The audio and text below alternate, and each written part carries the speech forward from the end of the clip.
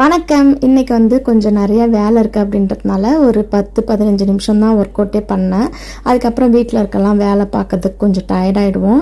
Night ஒரு 8 மணி 9 மணிக்கு நான் தூங்க போகும்போது கூட ஒர்க் அவுட்லாம் முடிச்சுட்டு தூங்க போவேன். நம்ம வீட்டில் இருக்கும்போது பார்த்திங்கன்னா எந்த நேரமும் நைட்டி போட்டுக்கிட்டே இருக்கும்போது நானுமே இந்த மிஸ்டேக்லாம் பண்ணியிருக்கேன். நமக்கு வெயிட் போடுறது தெரியவே தெரியாது. அதுவும் எனக்கெல்லாம் கையில் டக்கு டக்குன்னு வெயிட் போட்டுரும்.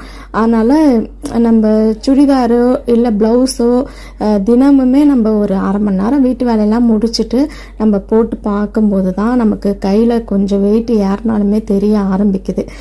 இன்னைக்கு காலையில் திணை கஞ்சி தான் எடுத்துக்கிட்டேன். ஒரு 10 வகையான கஞ்சி ரெசிபி போட்டிருக்கேன். நான் உங்களுக்கு கொடுக்குறேன், வீடியோ ஃப்ரீயாக இருக்கும்போது பாருங்கள்.